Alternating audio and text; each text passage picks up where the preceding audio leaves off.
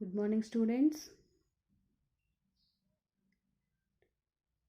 అయితే లాస్ట్ వీడియోస్లో మనం ఉష్ణగతిక శాస్త్రం గురించి చెప్పుకున్నాం. సో లాస్ట్ వీడియోలో మనం ఉష్ణగతిక శాస్త్రం యొక్క లాస్ట్ టాపిక్ చెప్పేసుకున్నాం, అయిపోతుంది. దాంతో మనకి ఉష్ణగతిక శాస్త్రం అని అయిపోయిందని చెప్పాను. సో ఇప్పుడు మళ్ళీ కంటిన్యూగా నెక్స్ట్ యూనిట్ అయినటువంటి ఉష్ణగతిక సెక్మాలు మరియు మ్యాక్స్వెల్ సమీకరణాలు అన్నమాట.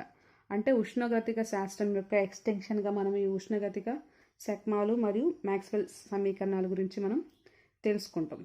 అయితే ఉష్ణగతిక శాస్త్రంలో మనం ఏం చెప్పుకున్నాం, ఒక వ్యవస్థ అనేది అంటే ఒక వ్యవస్థ యొక్క స్థితి అనేది, ఫర్ సపోజ్ ఇది ఒక వ్యవస్థ అనుకుంటే ఈ వ్యవస్థ యొక్క స్థితి అనేది మనం ఏ విధంగా నిర్ధారిస్తామంటే ఈ వ్యవస్థలో ఉండే ఉష్ణోగ్రత, అలాగే పీడనం, అలాగే ఘనపరిమాణంగా మనం చెప్పుకున్నాం. అది మామూలుగా ఉష్ణగతిక శాస్త్రం కాకుండా ఒక వ్యవస్థ యొక్క స్థితి అనేది మనం ఉష్ణోగ్రత, పీడనం, ఘనపరిమాణాల మీద ఆధారపడి ఉంటే ఆ వ్యవస్థ దాని యొక్క స్థితి మనం చెప్పగలుగుతున్నాం.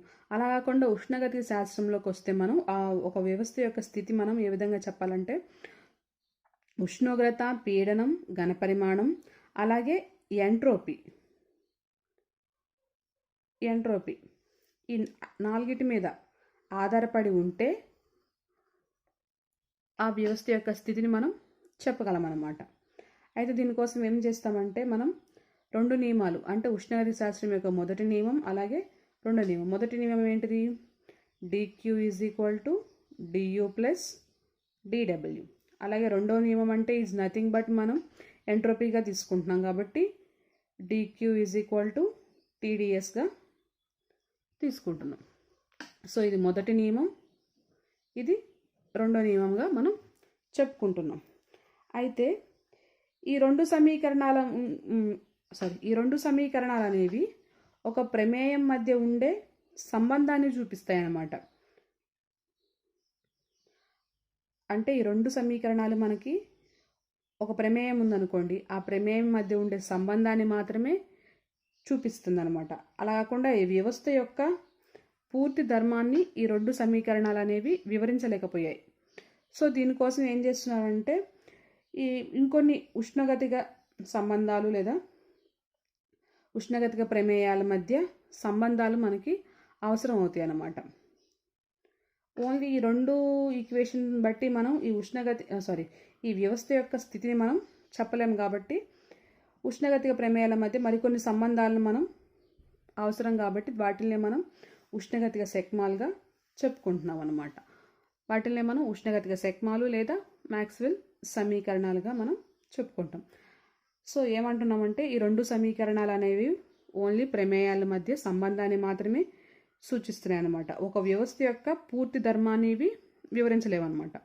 సో దీనికోసం ఉష్ణగతిక ప్రమేయాల మధ్య సంబంధాలు అవసరం అన్నమాట. ఈ సంబంధాలు తీసుకురావడం కోసం మనం వాటిని ఉష్ణగతిక సెక్మాలు లేదా మ్యాక్స్వెల్ సమీకరణాలుగా మనం చెప్పుకుంటున్నాం. అయితే ఉష్ణగతిక సెక్మాలు ఏవేంటి అంటే 4 రకాలు అన్నమాట. ఉష్ణగతిక సెక్మాలు అనేవి అంటే ఉష్ణగతిక సెక్మాలు అనేవి వాటి వ్యవస్థ యొక్క శక్తి ప్రమేయాలు అన్నమాట. వాటిని మనం 4 రకాలుగా విభజించుకున్నాం. అవేంటి అంటే చూద్దాం. ఉష్ణగతిక సెక్మాలు, ఇది కూడా ఇంపార్టెంట్, మనకి 4 మార్క్స్కి అప్పుడప్పుడు ఇస్తూ ఉంటాడు. ఉష్ణగతిక సెక్మాలు మరియు మ్యాక్స్వెల్ సమీకరణాలు అంటే ఏమిటి, అలాగే ఉష్ణగతిక సెక్మాలు అంటాం. ఈ ఉష్ణగతిక సెక్మాలన్నా ఉష్ణగతిక పొటెన్షియల్స్ అన్నా రెండు ఒకటే. సెక్మాల్ అన్నా పొటెన్షియల్ అన్నా రెండు ఒకటే. కొన్నిసార్లు పొటెన్షియల్ అని కూడా ఇస్తాడు, మరి అదేంటి అని కూడా అనుకోవద్దు. ఆర్ ఉష్ణగతిక పొటెన్షియల్స్.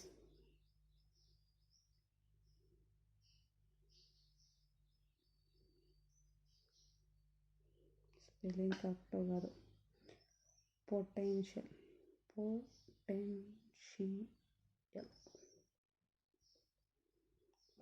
సో ఉష్ణగతిక సెక్మాలు లేదా ఉష్ణగతిక పొటెన్షియల్స్ అనగా మనం చెప్తాం అన్నమాట. అయితే ఉష్ణగతిక శక్మలు అనేవి వ్యవస్థ యొక్క ప్రమేయాలుగా మనం చెప్పుకుంటున్నాం. ఇవి 4 రకాలు అనమాట. ఒకటేంటిదంటే అంతరంగిక శక్తి లేదా అంతర్గత శక్తి అని కూడా అంటాం. మీకు ఆల్రెడీ అంతర్గత శక్తి గురించి ఫస్ట్ ఉష్ణగతిక శాస్త్రంలో చెప్పాం. సో ఒకటి అంతర్గత శక్తి, 2 హెల్మోజ్ ప్రమేయం. హెల్మోజ్ ప్రమేయం. అలాగే 3 ఎంథాల్పీ. ఎంట్రోపీ వేరు, ఎంథాల్పీ వేరు. ఎంథాల్పీ. 4 గిబ్స్ ప్రమేయం. గిబ్స్ ప్రమేయం. సో ఇవన్నమాట ఉష్ణగతిక శక్మాలు. ఏవేంటి? ఫస్ట్ ఇది అంతర్గత శక్తి లేదా అంతరంగిక శక్తి అని కూడా అంటాం. హెల్మోజ్ ప్రమేయం, ఎంథాల్పీ, గిబ్స్ ప్రమేయం. ఫస్ట్ ఇది మనకి అంతర్గత శక్తి.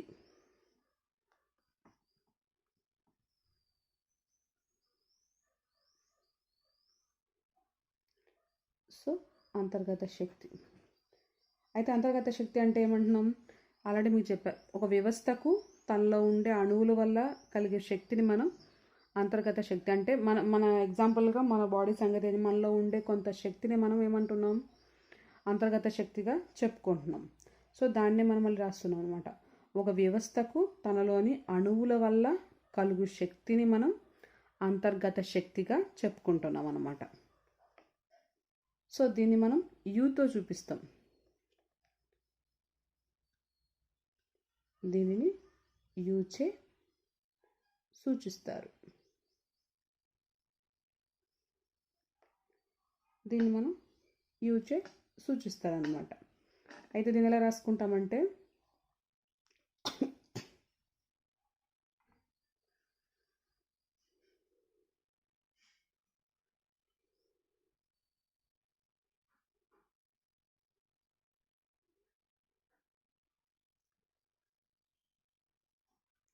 సో అంతర్గత శక్తి అంటే మనం ఒక వ్యవస్థకు తనలోని అణువుల వల్ల కలుగు శక్తిని మనం అంతర్గత శక్తిగా అంటాం. దీన్ని మనం యూజే చూపిస్తామని చెప్పాం. నెక్స్ట్ మనకి హెల్మోజ్ ప్రమేయం.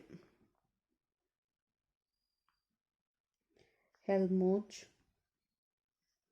ప్రమేయం.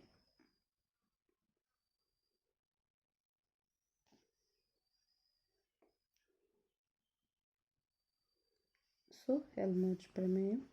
అయితే ఈ హెల్మోజ్ ప్రమేయాన్ని మనం ఏ విధంగా తీసుకుంటామంటే ఒక వ్యవస్థ అనేది సమ ఉష్ణోగ్రత ప్రక్రియకు లోనైనప్పుడు, సమ ఉష్ణోగ్రత ప్రక్రియ అంటే ఉష్ణోగ్రత సమంగా పంచుకుంటాం మనం చెప్పాం. మళ్ళీ అంటే ఉష్ణోగ్రత ఒక స్థితి నుంచి మరో స్థితికి మారినప్పుడు అన్నమాట. అంటే ఒక వ్యవస్థ అనేది సమ ఉష్ణోగ్రత ప్రక్రియలో ఒక స్థితి నుంచి మరో స్థితి మారినప్పుడు, సో ఒక స్థితి నుంచి మరో స్థితికి మారినప్పుడు దాన్ని ఏ విధంగా తీసుకుంటున్నామంటే టీడీఎస్ తీసుకుంటున్నాం. సో దీన్ని ఎలా రాస్తున్నామంటే డి ఇంటూ టీఎస్గా. ఒక స్థితి నుంచి ఇంకో స్థితికి మారినప్పుడు మనం ఈ విధంగా తీసుకుంటున్నాం అనమాట. సో దీనికోసం మళ్ళీ ఏం చేస్తున్నామంటే ఉష్ణగతిక శాస్త్రం యొక్క మొదటి నియమాన్ని తీసుకుంటున్నాం.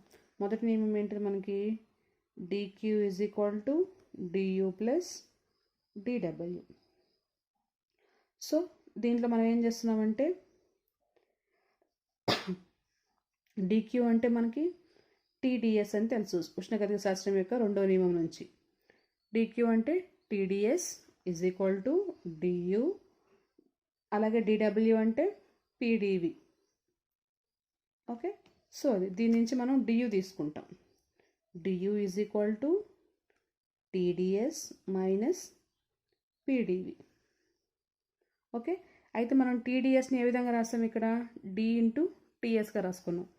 So DU is equal to D into TS minus PDV. Okay, అయితే ఈ డి ఇంటూ టీఎస్ని ఇటు సైడ్కి రాసుకుందాం. ఎలా అంటే DU minus D into TS is equal to minus PDV. PDV అంటే మనం ఏంటిది డిడబ్ల్యూ కదా, సో మైనస్ డిడబ్ల్యూ. దీంట్లో మనకి డి కామన్గా ఉంది కాబట్టి డి కామన్ తీస్తే you minus TS is equal to minus DW. ఈ ప్రమేయాన్నే మనం హెల్మోజ్ ప్రమేయంగా చెప్పుకుంటాం అన్నమాట. సో హెల్మోజ్ ప్రమేయాన్ని ఎఫ్తో చూపిస్తాం. So F is equal to U minus TS. So Helmholtz ప్రమేయం F is equal to U minus T. So దీని నుంచి DF is equal to minus DW. So ఇది హెల్మోజ్ ప్రమేయం F is equal to U minus TS. ఇవి కొంచెం కాన్సన్ట్రేషన్తో వినండి, ఎందుకంటే మళ్ళీ అర్థం కాదు, ఇవి ఎలా వచ్చిందో కూడా తెలియదు. కొంచెం కాన్సన్ట్రేషన్తో వింటేనే మీకు అర్థమవుతుంది. ఓకే, నెక్స్ట్ మనకి ఎంథాల్పీ. 3 ఎంథాల్పీ.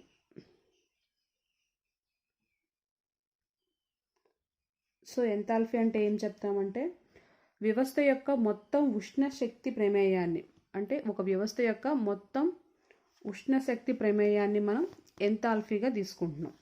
అంటే ఉష్ణశక్తి యొక్క ప్రమేయం అంటే ఏంటంటే ఉష్ణశక్తి అంటే మనకి డీక్యూ కదా. సో ఉష్ణశక్తి ప్రమేయం డీక్యూ ఈజ్ ఈక్వల్ టు మనం ఎంథాల్పీగా తీసుకుంటున్నాం. ఎంథాల్పీ అంటే మనకి ఇక్కడ ఇది క్యూ, ఉష్ణశక్తి అంటున్నాం కాబట్టి క్యూ. ఒక వ్యవస్థ యొక్క మొత్తం ఉష్ణశక్తి ప్రమేయం అనేది ప్రమేయాన్ని మనం ఎంథాల్పీగా తీసుకుంటున్నాం కాబట్టి ఉష్ణశక్తి ప్రమేయం ఈజ్ ఈక్వల్ టు ఎంథాల్పీని మనం హెచ్తో చూపిస్తాం. So H. అలాగే మొదటి ఈక్వేషన్ నుంచి అంటే ఉష్ణగతిక శాస్త్రం యొక్క మొదటి ఈక్వేషన్ నుంచి మనం ఏ విధంగా రాసుకుంటామంటే హెచ్ ఈజ్ ఈక్వల్ టు మనకి యాక్చువల్లీ ఉష్ణగతిక శాస్త్రం మొదటి నియమం ఏంటి మనకి DQ is equal to DU plus DW కదా. సో డిడబ్ల్యూ అంటే డిక్యూ అంటే మనకి ఇక్కడ ఏం రాసుకోవచ్చు డిహెచ్గా రాసుకోవచ్చు. డిహెచ్ ఇంటూ డియూ ప్లస్ ఇదంటే మనకి పీడీవి డిడబ్ల్యూ. అయితే ఇప్పుడు ఏమంటున్నాం ఓన్లీ ఈ డి అంటే దాని యొక్క వేరియేషన్ కాబట్టి ఓన్లీ మనం దానిలో ఉండే వాటిని వరకే యూ ప్లస్ డబ్ల్యూగా తీసుకుంటున్నాం. So H is equal to you plus W అంటే మనం పీవీగా రాస్తున్నాం. సో ఇది enthalpy H is equal to you plus PV అనమాట. అంటే ఒక వ్యవస్థ యొక్క మొత్తం ఉష్ణరాశి ప్రమేయాన్నే మనం ఎంథాల్పీగా తీసుకుంటున్నాం. అంటే ఉష్ణరాశి అంటే ఎంథాల్పీ, ఎంథాల్పీ అంటే ఉష్ణరాశిగా మనం తీసుకుంటున్నాం. నెక్స్ట్ మనకి గిబ్స్ ప్రమేయం.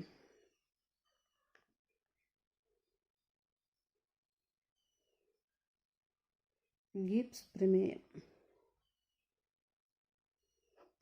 సో గిబ్స్ ప్రమేయం అంటే ఏంటంటే ఒక వ్యవస్థ యొక్క ఎంథాల్పీలో జరుగు మార్పుని, అంటే ఎంథాల్పీలో జరిగే మార్పుల్ని మనం గిబ్స్ ప్రమేయంగా తీసుకుంటాం. ఎంథాల్పీలో జరిగే మార్పు అంటే ఇప్పుడు మనం దీని యొక్క డిఫరెన్షియేట్ చేసుకుంటాం. DH is equal to DU plus DF PV differentiate అనమాట. సో దీని ఎలా రాస్తాం మనం DH is equal to DU plus దీన్ని యూవి ఫార్ములాలో విడగొట్టుకుంటాం. ఎలా పీడీవి ప్లస్ విడిపి. ఓకే, అయితే మనకి డియు అంటే ఏమొచ్చింది మనకి ఇక్కడ చూడండి. మనకి హెల్మోజ్ ప్రమేయంలో డియు అంటే టీడీఎస్ మైనస్ పీడీవిగా రాసుకోవచ్చు హెల్మోజ్ ప్రమేయం. సో దాంట్లో ప్రతిక్షేపించుకుందాం. DH is equal to TDS minus PDV plus PDV plus విడిపి.